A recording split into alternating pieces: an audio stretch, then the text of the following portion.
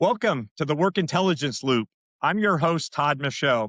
At the Work Intelligence Loop, we explore how AI and future of work technologies are reshaping organizations and redefining how work gets done. We don't just focus on AI, but innovation at large and how it gets embedded into our operations and ultimately what it means for our people. Today's conversation centers on a topic that I love: retail innovation. Retail has always been one of the most dynamic, competitive, and margin sensitive industries in the world. In fact, it's the biggest industry in the world, isn't it? That industry sits at the intersection of technology, operations, consumer behavior, and human experience at large.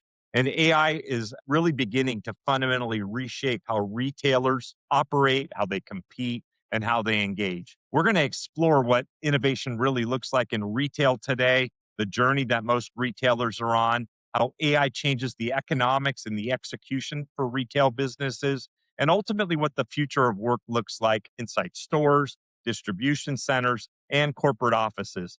A guest today is a phenomenal retail guru. I call him that because I think that I owe him a bunch of favors anyhow, but I'm honored to welcome Gary Hawkins. And he's widely recognized as one of the most well respected innovation experts in the retail industry. He's definitely a serial entrepreneur himself. He's been involved with lots of young innovation companies. He's a technology pioneer. He's also the author of 4 books. Over the course of his career, he started as a retailer, moved into technology, and now has become one of the leading voices around retail technology innovation. So, Gary, I'm thrilled to have you. Welcome, welcome, welcome. Well, thank you, Todd. I'm glad to be with you today. This is great. Well, I'd love it if you would start by just telling folks a little bit more about yourself, a little bit more about your background. You have such an interesting story. Sure. So it all began in a grocery store. Literally grew up in a grocery store. My family owned some stores and a wholesale business years back in upstate New York. So when I say I grew up in retail, it quite literally did. And where the story really begins to get interesting is I launched one of the very early, if not first, loyalty programs in the U.S. supermarket sector a little over 30 years ago. So, at that time, there was literally only 3 or 4 retailers in the US that were doing loyalty. Many of them and others around the world were focused on using loyalty really as a frequent shopper program or electronic coupons, right? Because if you remember way back when retailers used to put coupons on the front page of their ad that customers would have to tear out, it was the only way to control, movement of those loss leaders. But I had the idea it was really ultimately going to be all about the data that we were capturing, being able to, for the first time, really know who our customers were, what they were buying, when they were shopping, and so on. So, we jumped in. I had many sleepless nights sitting in front of a computer screen trying to understand all this new data. But, eventually we did. We began to change the way we went to market. That began to get some notice in the industry and led to my speaking at a number of conferences, conventions around the world. That quickly segued into helping other retailers, both here in the US as well as many international markets. That spread out over into the world of the CPGs as, big companies like Procter & Gamble, Unilever began wanting to know what retailers were doing with loyalty and all this new data and how the brands could better collaborate with retailers leveraging all this data. So, that work really led to an increased understanding on my part of what I think of sort of the marketing supply chain, right? In the world of CPG retail, much of the marketing in the industry is funded by the big CPG brands that flows, through the retailer to consumers directly and so on. And I saw really a massive waste in this. And that began to push me in the direction of personalization. And, at the same time, the technology was becoming more and more capable. We had, the ability to now communicate digitally with shoppers, differentiated offers, and so on. Long story short, I wound up building the first true personalized marketing capability in retail a little over 20 years ago now. Wound up piloting that in a number of different retailers, eventually sold that tech off to a company out of the Bay Area.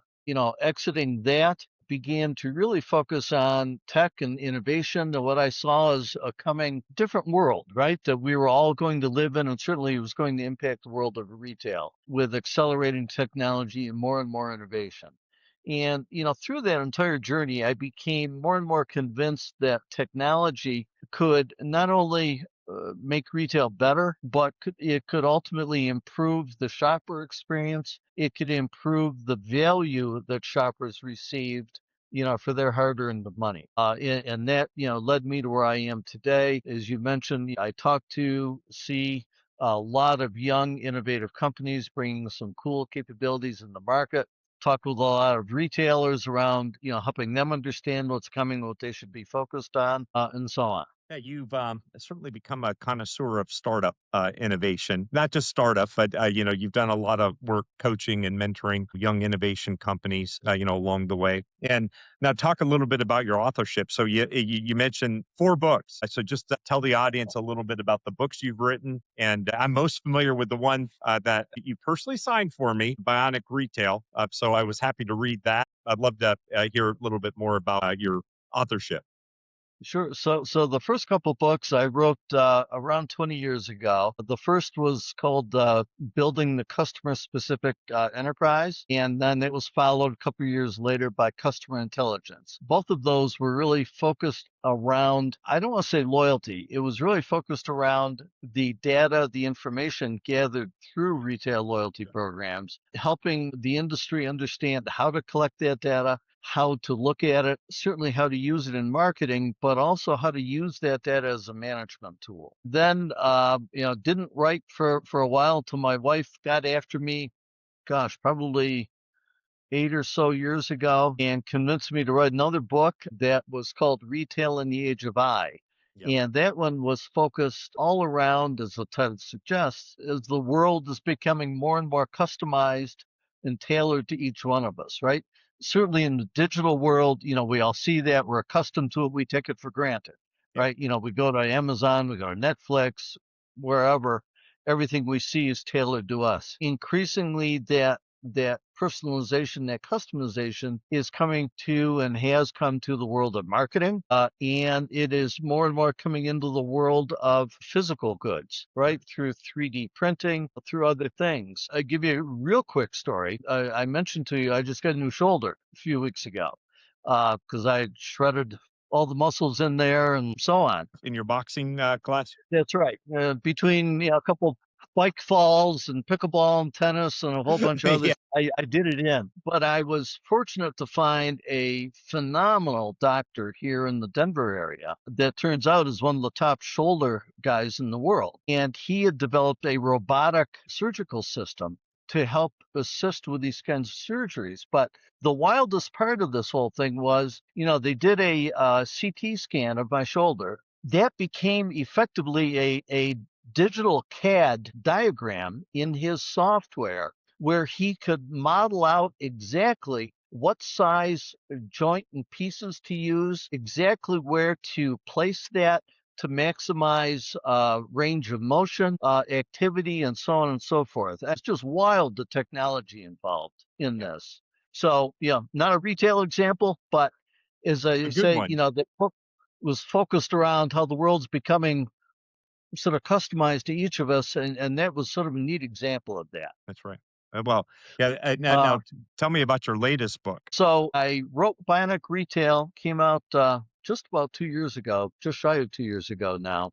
And what led me to writing that was, as I talked to executives across the industry, inevitably I would be asked, hey, what's the latest innovation we need to pay attention to? What's the latest technology, et cetera. And what I saw happening was executives focused on the next shiny object, but not stepping back to understand the world that we're now living in, sort of bigger picture. And that world is one where technology is advancing exponentially. And, we all know the word, we all use the word, but very few people truly understand what that means, right? I think more and more people are beginning to viscerally understand that as they see technology, particularly AI, just accelerating in its capability right now. Yep. So the book was focused on helping people understand exponential growth, the implications of that, and try to provide them a roadmap for how they should evolve as we move into this future. Again, I thought it was a good read, for sure, and I know it's done very well. I like the name Bionic, as you might recall when we first met, I was leading a company called Revionics, Revenue Bionics. So love the word, fits really well. So retail's always been innovative, always a first mover, around things that certainly touch consumers. You talked about data, personalization. Retailers have the advantage of a lot of, data richness. Something's different though, right? In this recent AI era, feels a bit different. What are you seeing out there? You talked about exponential innovation, but I'd love to hear, sort of your take on the pace of things over the past couple of years in particular.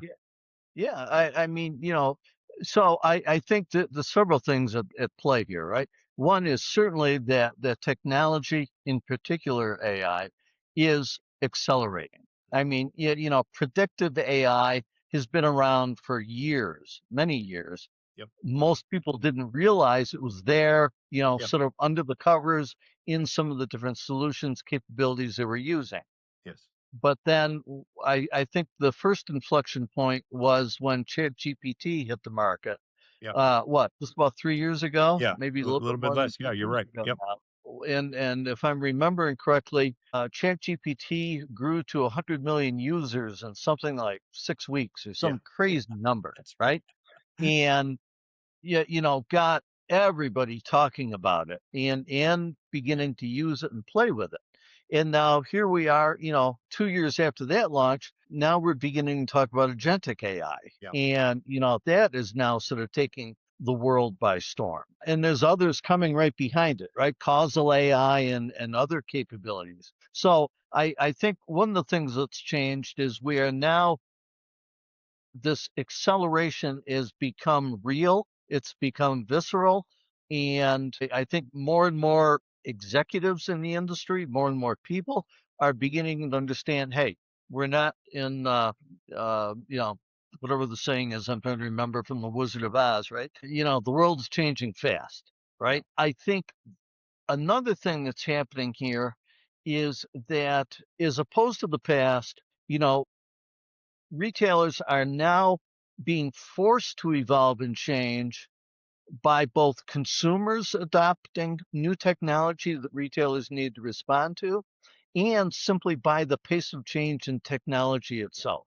And having new competitors coming into the marketplace, leveraging all this new capability. The third piece that sort of ties all those together is the basic business and operating model of retail is effectively stayed the same for pretty much the last 100 years. And what I'm seeing happen now is new capabilities, particularly around this world of agentic AI now, Mhm. are beginning to force a change in the operating model and ultimately the business model by which retail is operated. Yeah, of course, that's something that sounds very familiar to me. What I would say is that as we get further into this, increasingly, we're seeing human workers not want to do the BS work anymore. Now, at first, they were clinging to it for fear of these agents, digital helpers, whatever you want to call it, coming to take their job. But now I think many are starting to understand that there's always going to be a role for smart human mind, certainly in the retail landscape, serving shoppers. But it doesn't mean that they have to be involved in mundane, tedious blocking and tackling that an agent or a digital worker can do faster, more effectively. Is that how you see it as well? Yeah, no, I think you're absolutely right. I mean, how I'm thinking of this whole space and looking at it is, the enterprise, whether it's retail, whether it's CPG brand manufacturer, banking, whatever the business, almost right. The enterprise is having to transform, Yep. and the work is having to transform. Yep. And I think you're absolutely right. People are, I think, becoming decreasingly afraid of AI. Yeah. Especially in the world of agentic AI, as agents. begin to do and take over more and more sort of the mundane tasks, decision making, et cetera. And I think what we're seeing happen here is a shift in where the humans play, right? Yep. As AI takes over the more mundane work, humans need to be in a in a real effect here, elevated and apply their brain power to creating the governance and the guardrails That's right. around these systems to really maximize what they can do and how they can do it. In my mind, again, one of our favorite words here, right? I think the enterprise is becoming bionic. And I've got a pretty major white paper I'm releasing in about 2 or 3 weeks' time that's really focused on what I think of as bionic orchestration. Yeah. Between how do you manage and orchestrate a growing number of agents, how do they augment the human workers in this whole new world that we're living in? So, all right, you don't have to confess that you used Chat GPT to write that white paper. I won't. I won't. Yeah, don't confess. Say it's all authentic. It's all 100% Gary. That, no, you bring up a really interesting point though, Yeah, Todd, is that I like pretty much everybody else in the world, right, uses ChatGPT or yeah, similar model. As I have used these tools increasingly over the last several years, I've spent a good amount of time thinking about, gee, does it begin to detract, for example, from your writing yeah, capability? Does it begin to detract from your creativity, et cetera? And I guess where I've landed is it doesn't. It changes it, right? It AI, whether we're talking about what a company like Hulu does in automating tasks and so on, whether you're talking about more creative work, generating videos, generating graphics, writing, etc. AI really both augments and amplifies, I think, a human being's right. capability. I love to use analogies when I write. And, in the past, I would spend, an inordinate amount of time trying to think of different analogies that might apply to whatever I was focused on, Googling them, researching them, et cetera, et cetera. Now it's so much faster to go to like a chat GPT and say, here's what I want an analogy for. Give me 10 different analogies. And within, Yeah, a few seconds, you've got it. yep, So it speeds up that entire process. But I think the other important call out here, and I think this applies very broadly, is it's quite evident to me when you read different things, the people that have just put a simple prompt into one of yep, these LLMs, it spits out a 2-page or 4-page or whatever paper, and they post it or they email it or whatever. And it's pretty clear what happened there. I think where these tools can really be leveraged is, again, augmenting the human in the process.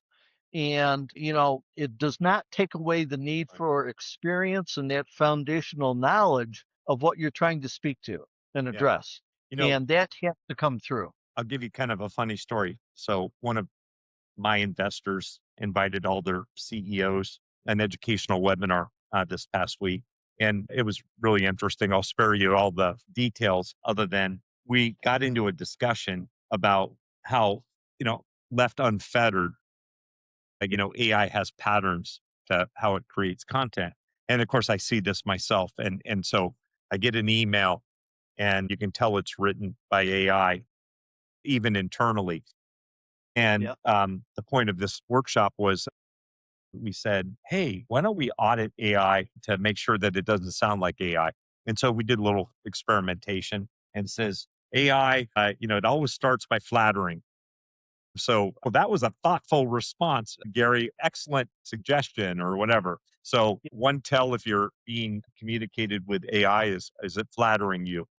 Of course, there are other tells. It's always going to be an Aptos, 12 font.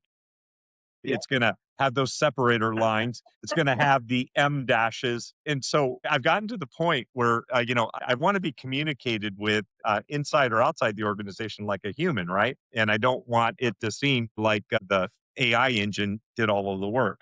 And so just watching it sort of correct itself was really, really interesting. Now, here's the flip side of it.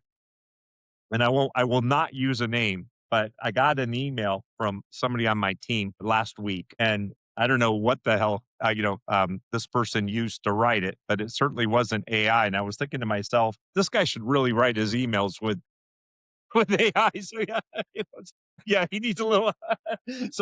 But okay, I digress. I digress. We're here to talk about retailers, so I'll take you back to the retail side of it. And now I know you're writing all authentic Gary stuff in your new white paper, and we'll watch for that. So now look, there's more than AI. What other interesting innovations are you seeing in the retail landscape that you think is noteworthy? So I guess one of the things that I'm finding really interesting is this idea of creating a digital twin of the physical store. Shelf cameras have been around, ceiling cameras have been around for some time now.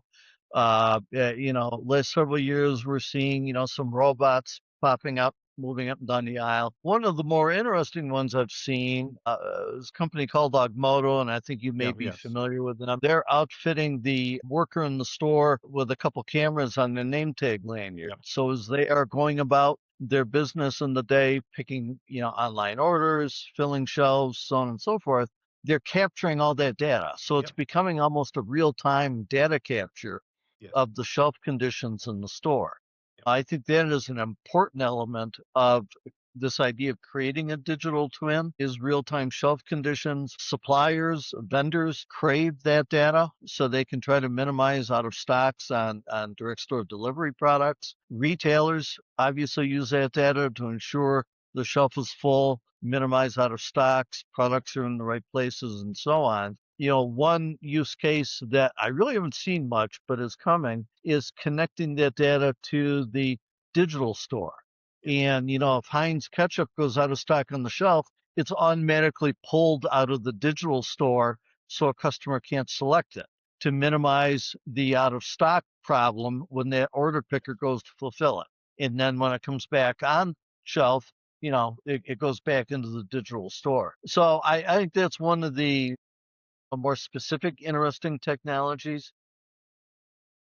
But that I think's got to be combined with a digital twin of the shopper, Yeah. and ideally not only their shopping history, patterns, etc., but ideally where they go in the store, how long they spend there, right? Linking that to merchandising activity to understand the real impact of that sign or that special display or that type thing. So I think there's a whole new world for retail to explore there. And then beyond that, I think it's the world you're playing in and I'm watching a lot is this whole world of agents. Yeah.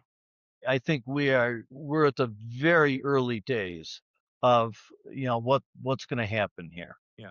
Well, it is interesting that the things that we're talking about are still being involved around the age old problems, inventory, Yep. pricing, promotions. And so, whether we're talking about AI or we're talking about these digital twin examples, fundamentally, we're looking at making sure that the merchandise is there, it's at the right offer price, et cetera. So, those are some excellent examples. And you're right. I saw one thing at the recent NRF that I thought was interesting use of camera to see how the associate is interacting with clients and then ultimately coaching them, on the backside. You said this, you could have said that, that sort of thing. So there's a lot of really amazing technology. And again, a lot of it's focused on improving that customer journey, that customer experience. And so let's talk about the store and kind of the workforce of the future. That to me seems like an area where it's been the same for a long time. Now, of course, the battle over the last couple of decades was,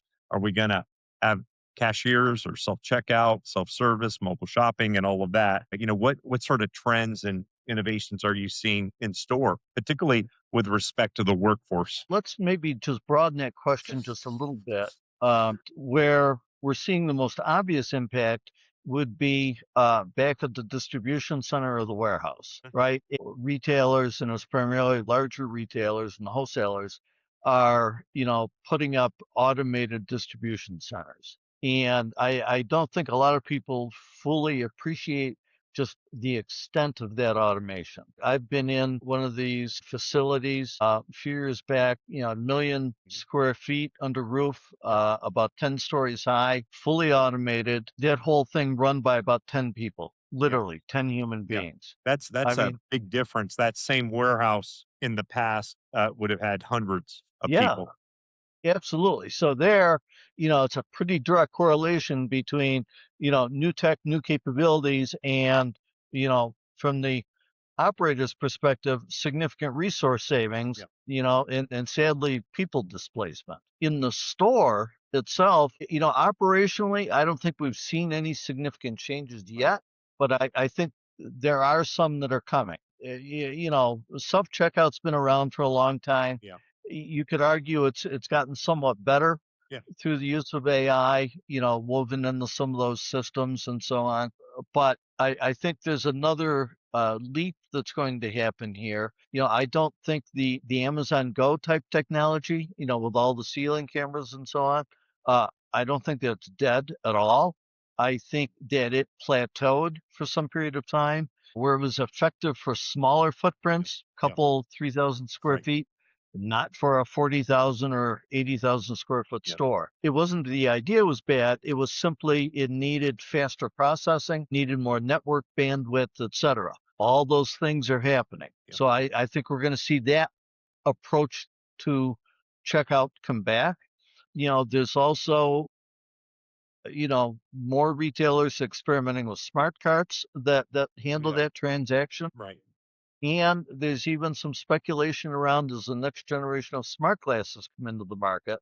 Yeah. There sure If is. you're looking at items in the aisle, and they're lighting up with a personalized deal or it's gluten free or whatever, those images can also record that transaction Yeah. and check you out as you move out, move through the store. So I think we are going to be seeing some significant changes coming there. But I think the other side of that are opportunities. And I think one is around the idea of augmenting in-store workers Yes. with technology so that they can better serve customers. Walmart certainly is going down this path with their associate app that the worker in the store can refer to understand where a product is in the store, pricing, inventory, all those things. I think we're beginning to see some things come into the market in the food store that associate can help a customer understand how to choose a ripe avocado. But I think where this really gets exciting is again as this next generation of smart glasses is coming into the market and they're able to either leverage facial recognition like Meta's new glasses Yeah. or simply through a Bluetooth or Wi-Fi connection. I know it's Todd standing in front of me. My glasses can light up and say, hey, Todd's a gold customer. He really likes this kind of cheese over in the service cheese area and suggest this wine to go with that Yeah. cheese. So it's the opportunity exists to bring almost clienteling Yeah. to CPG retail. And I think to me, what that points to is the need for the workforces to learn to use these tools, but also the retailer investing in relationship building skills. Yeah. Yeah. That's actually that's a perfect segue. That's exactly where I was going. In this new landscape, AI empowerment and other tools, what does this mean for the retail worker? So you talked a little bit about upskilling. I mean, I'd love to hear elaboration, on okay, you've picked an industry, you've picked that, maybe a great retail enterprise to work in. How do you make sure that, you're continuing to be valuable? So I'd love to, just hear what you think AI and other technologies going to do to the retail workforce So, I think it becomes incumbent, and this is just in retail. I think this is everywhere. people at Yeah. large and certainly anyone that works. I think it's incumbent on people to try and maintain at least some basic understanding of technology and what's happening. I see a lot of people, for example, using ChatGPT, right? I mean, my wife interacts more with ChatGPT, I think, than she does with me, Yeah. but she uses it throughout the day. Yeah. Gee, our dog has this issue. Give me some feedback on that. What should we do? or, my blood test showed this. How should I think about that? What supplements should I take? That type It's thing. almost becoming So, another shopping surface, isn't it? So, you know, we had point of sale, we had self checkout, we had mobile, we had Google search. yep. Now all of a sudden, we have ChatGPT and Gemini and other things, starting to shape and influence buying patterns. Oh, absolutely. And again, I think we're still early on in this process. And, if you think about agentic commerce, what scares me a little bit is, executives I talk to, even at, some of the largest retailers, really don't understand this whole space. Yeah, They know the words, but they really don't understand the technology, even at a rudimentary level, let alone the implications of it, right? yeah, In the world of agentic commerce, what's happening today is, as you just called out, more and more consumers going to ChatGPT or a similar LLM to search for, to discover, mm, to even shop, yeah, right? So there's implications there because for the retailer or the brand to show up in that world, their data has to be presented differently. It yeah, can't just be sitting on their, e-commerce site they've had yeah, in place for the last decade. The next phase, and we're beginning to see this at companies like Amazon and Walmart, the retailer having an agent on their website yeah. that can help the shopper find recipes, build baskets, complete that transaction. The third phase, and I think this is where the world changes, is when I, as the consumer, I, as the shopper, have my personal agent Yes. that I am saying, hey, here are the dozen things I need from the grocery store today. Go out and get them at the best price, and I need them delivered by 6 o'clock tonight. Yep. So there's no human being involved in that process. That's a software agent going out. Again, the retailer, that software agent is not going to that retailer's e-commerce site looking at all the pretty pictures and the graphics and this and that. It doesn't read that data. That data needs to be presented in a different format, a different structure, and it needs to be made operable so it can interact with that agent that's It working for the changes shopper. changes the dynamic a little bit. Even where you started, where you were talking about shopper loyalty, personalization, engagement. Maybe we're going to have loyal agents that are directing the shopper experience to our favorite retailer. Maybe they aren't going to care. Give me the best deal, right? You find me the best solution, and I guess either are quite true, right? Yeah, I think they are. And I think it's as this begins to develop, I think the world of retail is really going to fundamentally shift.